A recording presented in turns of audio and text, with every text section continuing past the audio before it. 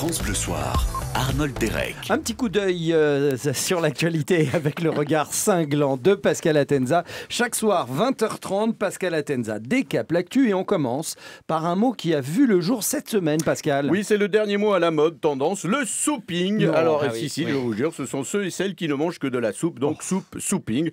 Donc moi, les soirs après le travail, enfin après le jobbing, je rentre chez moi, hein, c'est le rentring, comme plusieurs milliers de Parisiens, je vais rentrer en voiture, c'est le Anne Hidalgo en merding.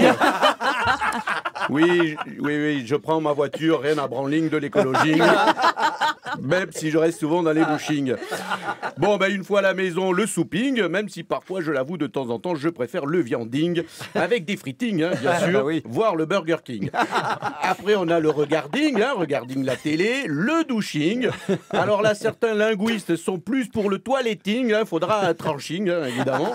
En revanche, si j'ai le temps, je peux prendre un bain moussing, il faut parfois se faire plaisir, c'est le fameux kiffing. Et enfin, le dorming. Et le samedi soir, avant le dorming, il y a le fucking. Mais pas tous les samedis soirs quand même, parce que parfois c'est bof, le boffing. Oui. Voilà, évidemment. Vous en savez plus maintenant. Merci.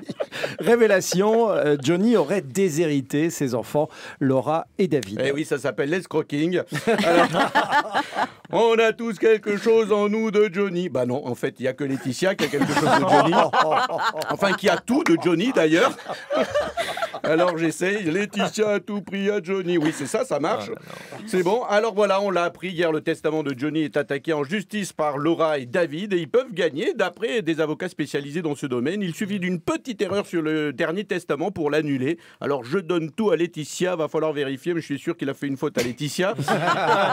Laura et David ne veulent pas grand-chose, 500 000 euros, peut-être 2000, mais c'est tout. Alors, fallait bien la faire. Alors, beaucoup de réactions. Hier, Julie Bocquet a déclaré « Non, je ne suis pas la fille cachée de Claude François, mais la fille cachée de Johnny. » Benjamin Biolay qui porte plainte contre Laura et David, c'est lui qui a écrit en premier la chanson « Ton héritage ». Donc, à part lui, personne ne peut parler d'héritage, que ce soit clair, sinon c'est du plagiat, il rigole pas avec ça, Biolay. Donc, non. David et Laura n'auront rien, même pas 2000. Et Goldman, oui, Goldman, Jean-Jean Goldman, avec qui Johnny avait travaillé, eh bien, il l'avait compris avant tout le monde, il savait ce qu'il allait se passer, parce que pour Johnny, il avait écrit « Je te promets » et pas « Je te donne ». Donc ça, tout s'explique. Et puis l'Église a reconnu la 70e guérison miraculeuse. Oui, 70 guérisons miraculeuses à Lourdes. Ça guérit pas beaucoup, 70 guérisons en 6 siècles, je veux pas critiquer, mais c'est quand même pas beaucoup. Michel Simès, il guérit un peu plus que Dieu. Et lui, il fait de la télé et de la radio, alors il est où Dieu? Alors il s'agit de sœur Bernadette Morio, 79 ans, presque paralysée, ses jambes ne répondit plus. Et après une visite à Lourdes, elle a entendu une voix qui lui a dit « Lève-toi et mets-toi en marche ». À mon avis, elle écoutait la radio, elle a entendu la voix de Macron. Alors bon, je ne sais pas s'il faut la croire ou pas, mais François Fellman avait essayé au Téléthon, il avait hurlé « Tout le monde se lève là-bas » et puis ça n'avait pas marché, pas de miracle. Enfin si, il y a eu un miracle, il a disparu à tout jamais. Alléluia.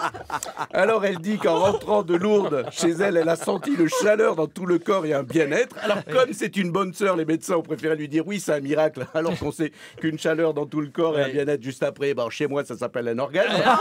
Mais bon, passons. Et enfin, voilà, passons. Et très rapidement, n'oubliez pas, demain c'est la Saint-Valentin. Je pense évidemment à Macron qui est super chanceux puisque il va faire la Saint-Valentin et la fête des mères le même jour. Il a vraiment de la chance. C'est pas bien. Non, pardon, monsieur Emmanuel Macron, nous vous présentons toutes nos excuses. D'accord. Et voilà que je me druckérise. À cause de vous, Pascal Atenza, ça ne va pas du tout.